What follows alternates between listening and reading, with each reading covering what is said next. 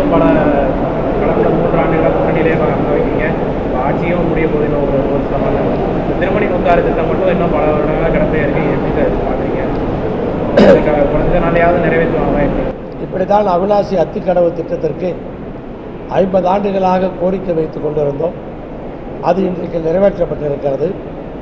அதேபோல் திருமணி முத்தாறு திட்டத்திற்கும் வெளிப்படையாக கோரிக்கை வைப்பது மட்டும்தான் உங்களுக்கு தெரியும். ஆனால் அரசாங்கத்திலே அதற்கான கோப்புகளை நகர்த்தி கொண்டிருப்பது எங்களுக்கு தெரியும். அரசு ஒத்துழைப்போடு இருக்கிறார்கள். விரைவாக அந்த திட்டத்திற்கான அந்த அறிவிப்புகள் வருவதற்கான வாய்ப்புகள் கூட இருக்கிறது. இந்த அரசாங்கம் அதை செய்வதற்கு தயாராக இருக்கிறார்கள். அந்த முயற்சிகளை அரசு ரீதியாக அதிகாரிகள் மட்டத்திலே நாங்கள் பேசிக்கொண்டிருக்கிறோம். நல்லது நடக்கும் என்ற நம்பிக்கையோடு இருக்கிறோம். சார், இந்த அதிமுக பாஜக கூட்டணி ஆட்சின்னு சொல்றீங்க சார். ஆனால் எடப்பாடி அவர் என்ன சொல்கிறாருன்னா, தனிப்பெரும்பான்மையா அதிமுக ஆட்சி அமைக்கணும் அப்படின்னு நீங்கள் கள்ளக்குறிச்சியில் சொல்லியிருக்காங்க. அது எப்படி சார் பார்க்குறீங்க? அவங்கள தான் கேட்கணும். ஏன்னா அவங்க 2 பேரும் என்ன பேசுகிறாங்கிறது அவங்களுக்கு தான் தெரியும். ஒன்றிய அமைச்சர் திரு அமித்ஷா அவர்களும் அதிமுகவுடைய பொதுச் செயலாளர் அண்ணன் எடப்பாடி பழனிசாமி அவர்களும் அவர்களுக்குள் என்ன பேசினார்கள் என்பது அவர்களுக்கு தான் தெரியும். பாரதிய ஜனதா கட்சியின் சார்பிலே பேசுவதை பார்த்தால் கூட்டணி ஆட்சிக்கு இவர்கள் ஒப்புக்கொண்டார்கள் என்பதை போலத்தான் தெரிகின்றது. ஆனால் அவர்கள் அழுத்தம் திருத்தமாக பேசிக்கொண்டிருக்கிறார்கள். ஆனால் கூட்டணி ஆட்சி ஒப்புக்கொண்டிருக்கிறார்கள் என்றுதான் நாங்கள் சந்தேகிக்கிறோம். அது தேர்தல் நேரத்திலே வெளிப்படலாம். ஆனால் தமிழ்நாட்டை பொறுத்தவரை கூட்டணி ஆட்சி என்று வந்தால் நிலையான ஒரு ஆட்சி இருக்காது. ஸ்டேபிள் கவர்மெண்ட் கண்டிப்பாக இருக்காது.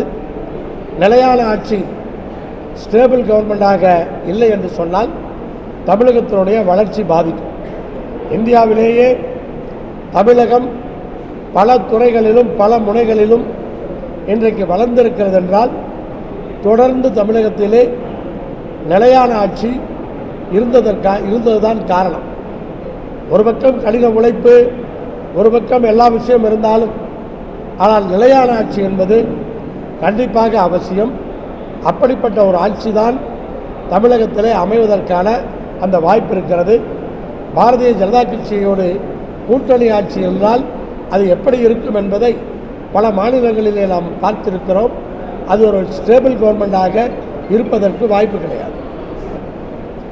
கூட்டணிக்கான முடிவுகளை எடுப்பது கூட்டணியினுடைய தலைவர்.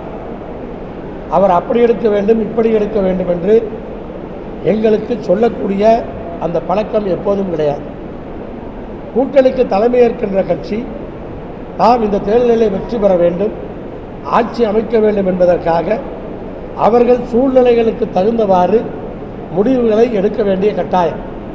அப்படி முடிவுகளை எடுக்கும் பொழுது அந்த முடிவுகளை ஏற்றுக்கொண்டு பணியாற்றி வெற்றி பெற வேண்டும் என்பதுதான் எங்களுடைய நோக்கமாக இருக்கும்.